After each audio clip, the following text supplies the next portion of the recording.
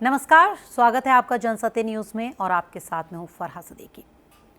3 मई के बाद लॉकडाउन का क्या करना है? जी हां, इसे लेकर प्रधानमंत्री नरेंद्र मोदी लगातार तमाम राज्यों के मुख्यमंत्रियों से बातचीत कर रहे हैं। फिलहाल देश में लॉकडाउन लगा हुआ है, जो कोरोना जैसे गंभीर वायरस पर काबू पाने के लिए 25 मार्च को शुरू हुआ था। पहले 21 दिन का लॉकडाउन लगाया गया था, फिर इसे बढ़ाकर 14 अप्रैल को 3 मई तक के लिए कर दिया गया। लेकिन अब ऐसे में सवाल यहाँ पर यह खड़ा हो रहा है कि क्या 3 मई के बाद भी लॉकडाउन ऐसे ही जारी रहेगा? क्या उसे फिर से और आगे बढ़ाया जाएगा? आज हर भारतीय के दिमाग में यही सवाल उठ रहा है, लेकिन फिलहाल इसका जवाब मिलना मुश्किल नजर आ रहा है। हालांकि वीडियो कॉन्फ्रेंसिंग के वक्त कुछ राज्यों ने लॉकडाउन को बढ़ाए जाने का सुझाव दिया था, लेकिन अर्थशास्त्रियों का मानना है कि अगर लॉकडाउन बढ़ता है तो ज्यादातर छोटे कारोबार और बड़े व्यापार पूरी तरह से बंद रहेंगे। कारोबार बंद रहेंगे तो व्यापारियों और उनके यहाँ पर काम करने वाले जो लोग हैं, उनकी आमदनी पर सीधे तौर पर इसका असर पड़ेगा। आमदनी पर असर पड़ेगा तो इसका सीधा असर पड़ेगा खपत पर। खपत पर असर पड़ा तो सीधा प्रभाव पड़ेगा देश की अर्थव्यवस्था पर। हालांकि छोटे व्यापारियों ने 1 महीने से ज्यादा वक्त का लॉकडाउन तो जैसे तैसे काट लिया, जैसे तैसे उसे झेल लिया। लेकिन अगर ये आगे बढ़ता है तो छोटे व्यापारियों को सबसे बड़ी परेशानी ये होगी कि अपने कामगारों को आखिर वो सैलरी कैसे दे पाएं। हालांकि छोटे व्यापारियों ने जैसे तैसे 1 महीने के लॉकडाउन का वक्त तो काट लिया, लेकिन अगर ये आगे बढ़ा तो छोटे व्यापारी अपने कामगारों को तनख्वाह देने की जो उनकी क्षमता है वो पहले से भी ज्यादा यानी और भी ज्यादा कम हो जाएगी।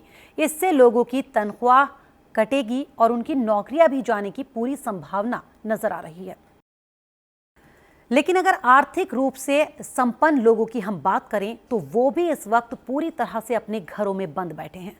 लेकिन आर्थिक मामलों के जानकार कहते हैं कि लोगों के घरों से बाहर ना निकलने की वजह से उनकी खरीदारी की क्षमता पर भी असर पड़ता है। और अगर लॉकडाउन ऐसे ही जारी रहा तो लोग गाड़ियां नहीं खरीदेंगे, स्कूटर नहीं खरीदेंगे, वॉशिंग मशीन नहीं खरीदेंगे, एसी, टीवी, फ्रिज, ये सब चीज़ें नहीं खरीदेंगे, क्योंकि मई जून में एसी की ज़्यादा बिक्री होती है, लोग काफ़ी उसे खरीदते हैं। लेकिन उस पर भी सीधे तौर पर असर पड़ता नजर आएगा, क्योंकि लोग घरों से बाहर नहीं निकलेंगे तो ये तमाम चीज़ें नहीं खरीदी जाएंगी और आने वाले वक्त में इसका और भी बुरा असर पड़ सकता है। यानी कुल मिलाकर व्यापार मार खाएगा, व्यापार मार खाएगा तो लोग भी मार खाएंगे। अब ऐसे में यहाँ पर एक और सवाल ये भी खड़ा होता है कि कोरोना पर लगाम लगाने के लिए अगर लॉकडाउन पूरी तरह से ना लगाकर आंशिक रूप से लॉकडाउन लगाया जाए तो क्या उसका कोई फायदा होगा? क्योंकि केंद्र और राज्य सरकारें लॉकडाउन पूरी तरह से खोलने के पक्ष में फिलहाल तो बिल्कुल भी नजर नहीं आ रही हैं। जिस तरह से पिछले दिनों सरकारी निर्देश आए उससे साफ पता चलता है कि ग्रीन जोन यानी जिनमें एक भी मामला नहीं है, या फिर ऑरेंज जोन जहां मामले धीरे धीरे कम होते जा रहे हैं, वहां पर कुछ सावधानियां बरतते हुए लॉकडाउन में थोड़ी ढील दी जा सकती है। तो ग्रीन जोन या ऑरेंज जोन जहां पर मामले कम हो रहे हैं, कुछ सावधानियां बरतते हुए आर्थिक गतिविधियां वहां पर शुरू की जा सकती हैं, क्योंकि प्रधानमंत्री का जान है तो जहान है का जो नारा था वो अब जान भी और जहान भी में तब्दील हो चुका है। लेकिन इससे ये तो जाहिर है कि आंशिक लॉकडाउन भी कम चुनौती भरा नहीं रहने वाला। मान लीजिए आप शहर के एक हिस्से में काम करते हैं और दूसरे हिस्से में आपका घर है, तो जहां आप काम करते हैं वहां तो चीजें पूरी तरह से ठीक ठाक हैं, छूट मिल रही है। लेकिन जहां आप रह रहे हैं वो जगह खुल नहीं सकती, तो आप एक जगह से दूसरी जगह आखिर कैसे जाएंगे? उसमें तो आपको परेशानी आनी ही है। अगर बात करें सप्लाई चेन की तो उसमें कुछ सुधार जरूर हुआ है, लेकिन इलाकों को ग्रीन जोन, ऑरेंज जोन और रेड जोन में बांटे जाने से नई मुश्किलें खड़ी हो गई हैं। जानकार मानते हैं कि इसमें अब ये चुनौती आ गई है कि सेफ यानी ग्रीन जोन या ऑरेंज जोन अपने आप को प्रोटेक्ट कर रहे हैं, बाहर से कुछ भी नहीं आने दे रहे हैं अंदर। जैसे तमिलनाडु ने हाईवे पर एक दीवार बना दी है, तो आंध्र प्रदेश ने हाईवे पर गड्ढे से ही खोद दिए हैं ताकि कोई आ ना पाए। और अगर हरियाणा की बात करें तो हरियाणा ने अपनी सीमाएं सील कर दी हैं। उत्तर प्रदेश की बात करें तो उत्तर प्रदेश ने भी अपनी सीमाओं को पूरी तरह से सील कर दिया है ताकि कोई उसे क्रॉस ना कर पाए और पूरी तरह से उस पर पाबंदी लगा दी गई है। यानी इससे इंटर स्टेट ट्रांसपोर्टेशन जो है उस पर सीधे तौर पर असर पड़ता नजर आ रहा है, उसमें दिक्कतें पेश आ रही हैं। लेकिन अगर हम बात करें मैन्युफैक्चरिंग सेक्टर की तो इसके जानकारों का मानना है कि इस सेक्टर के लिए इस वक्त सबसे बड़ी चुनौती कामगारों को सैलरी देने की है, क्योंकि अगर लॉकडाउन में कामगार काम ही नहीं कर रहे तो मैन्युफैक्चरर सैलरी नहीं दे पाएंगे। हालांकि प्रोडक्शन पहले से बेहतर हुआ है, लेकिन अब भी 25 से 30% तक ही प्रोडक्शन हो पा रहा है। हालांकि सरकार ने पॉलिसी बनाई है, लेकिन इसके फोकस में ज्यादातर सूक्ष्म, लघु और मध्यम उद्योग आ रहे हैं, जबकि बड़े उद्योगों को भी सरकार की मदद की इस वक्त पूरी तरह से जरूरत नजर आती है। सारे उद्योग एक दूसरे से जुड़े हुए हैं। छोटे उद्योगों से बड़े उद्योग माल खरीदते हैं, इसलिए बड़ों की भी मदद करनी होगी, नहीं तो एमएसएमई भी पूरी तरह से फेल होती नजर आ रही है।